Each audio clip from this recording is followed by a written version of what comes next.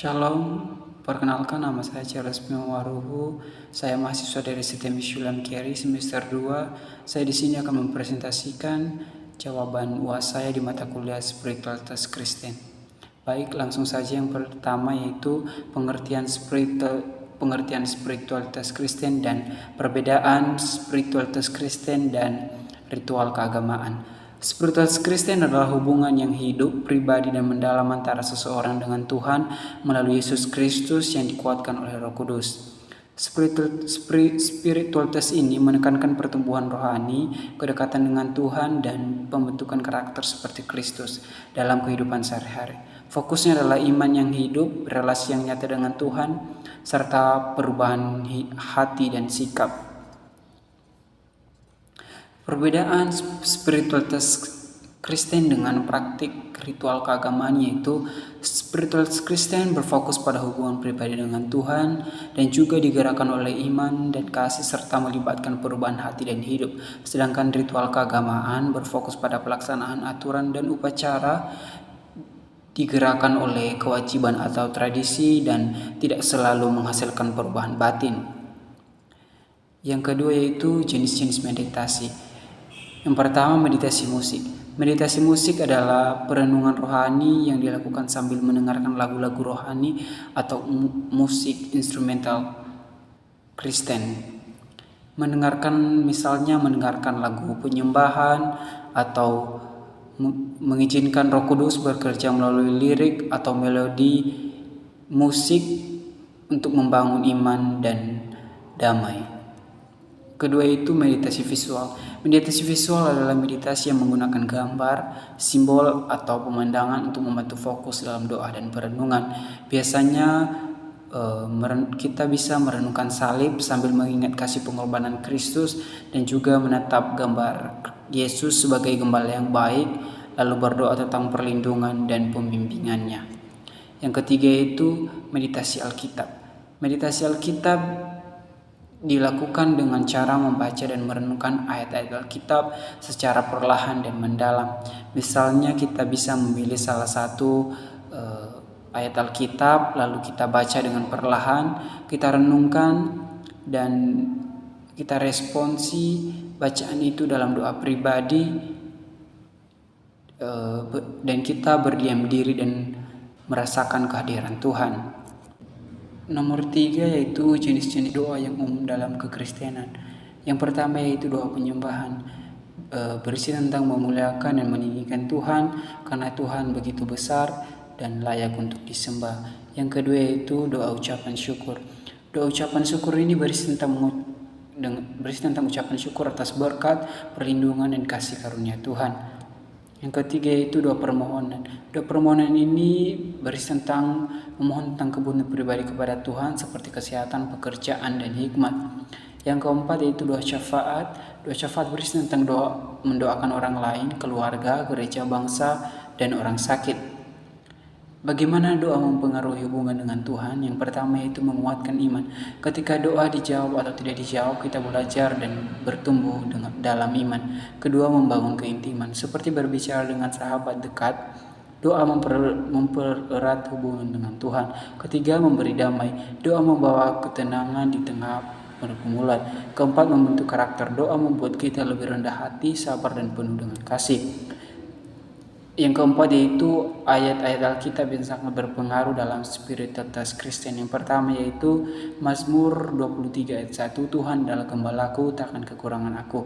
Mengapa penting? Yaitu menemukan kepercayaan total pada Tuhan dalam segala musim kehidupan, terutama saat mengalami ketakutan dan kesulitan. Yang kedua yaitu Yohanes 15 ayat 5, akulah pokok anggur dan kamu adalah ranting-rantingnya.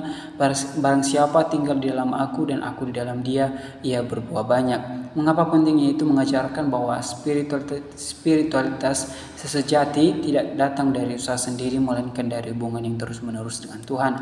Yang ketiga yaitu Galatia pasal 2 ayat 20. Namun aku hidup tetapi bukan lagi aku sendiri yang hidup, melainkan Kristus yang hidup di dalam aku. Mengapa pentingnya itu? Ayat ini menggarisbawahi transformasi rohani dan identitas baru dalam Kristus sebagai inti dari spiritualitas Kristen. Yang keempat yaitu Roma pasal 12 ayat 2, janganlah kamu menjadi serupa dengan dunia ini, tetapi berubahlah oleh perbaruan budimu. Mengapa pentingnya itu mengajarkan bahwa spiritualitas Kristen melibatkan perubahan batin dan gaya hidup, bukan hanya tindakan lahiriah. Yang kelima yaitu bagaimana gereja memperkuat spiritualitas individu. Yang pertama yaitu melalui persekutuan yang membangun. Gereja menyediakan wadah untuk bertemu dengan sesama orang percaya, saling mendoakan dan saling menguatkan.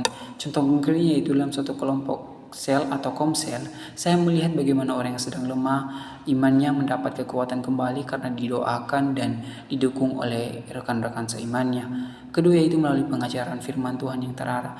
Gereja menjadi tempat di mana firman Tuhan diajarkan secara sistematis dan benar, membantu individu memahami kehendak Tuhan. Contoh konkretnya itu saya pernah mengikuti kelas pendalaman Alkitab yang dibimbing oleh pendeta gereja, di mana di sana kita sama-sama belajar yang awalnya kita hanya membaca Alkitab sekilas, tetapi akhirnya mulai memahami konteks dan makna firman Tuhan secara mendalam. Ketiga yaitu melalui ibadah bersama, ibadah minggu dan ibadah lainnya memberikan ruang untuk menyembah Tuhan secara kolektif, mendengarkan firman dan mengalami hadirat Tuhan bersama. Contoh konkretnya yaitu dalam suatu ibadah pujian penyembahan, saya pernah melihat seseorang menangis dalam penyembahan karena merasa sangat tersentuh oleh kasih Tuhan. Yang keempat yaitu melalui teladan mentor rohani. Gereja menyediakan pemimpin rohani dan sesepuh iman yang bisa menjadi panutan dalam hidup rohani.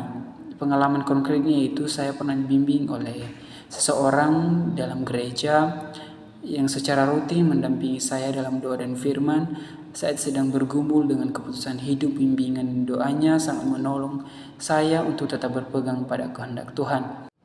Yang keenam yaitu tantangan yang saya hadapi dalam menjaga spiritualitas. Pertama yaitu kesibukan dan rutinitas yang padat. Seringkali pekerjaan, tugas, atau aktivitas harian membuat saya lalai dalam waktu teduh, doa, atau merenungkan firman Tuhan. Kedua yaitu distraksi dari teknologi atau media sosial dan gadget. Dengan notifikasi, media sosial dan hiburan digital yang tiada henti, saya kadang lebih banyak waktu di layar daripada di hadapan Tuhan. Yang ketiga yaitu relativisme moral dan nilai dunia. Di era modern, nilai-nilai dunia sering bertentangan dengan firman Tuhan, seperti kebebasan tanpa batas, egoisme, dan materialisme. Yang keempat yaitu kehidupan yang individualistis. Banyak orang atau termasuk saya dalam waktu tertentu cenderung menjalani iman secara pribadi tanpa keterlibatan komunitas rohani, padahal itu sangat penting. Solusi yang saya lakukan untuk mengatasi tantangan tersebut yaitu yang pertama, menjawabkan waktu khusus untuk Tuhan. Saya mencoba membuat waktu khusus tiap pagi atau malam untuk doa membaca firman Tuhan walaupun hanya 10-15 menit. Yang kedua yaitu membatasi konsumsi digital. Saya mulai mengatur waktu untuk membuka media sosial dan menggantinya dengan konten rohani seperti mendengarkan renungan, lagu penyembahan, atau podcast Kristen. Yang ketiga yaitu aktif dalam komunitas gereja. Saya mulai mencoba untuk terlibat dalam kelompok kecil dan pelayanan. Di sana saya dikuatkan, ditegur, dan juga ikut meneguhkan iman sesama kita. Keempat yaitu merenungkan firman, bukan hanya membacanya. Saya juga belajar untuk merenungkan satu ayat untuk saya renungkan untuk hari itu dan berdoa berdasarkan ayat itu untuk membantu saya untuk tidak hanya tahu firman, tapi juga mengalami dan menghidupinya. Kelima yaitu berdoa sepanjang hari. Saat sedang sibuk atau stres, saya berlatih untuk mengucap syukur dan berdoa kepada Tuhan walaupun secara singkat. Terima kasih, Tuhan Yesus memberkati.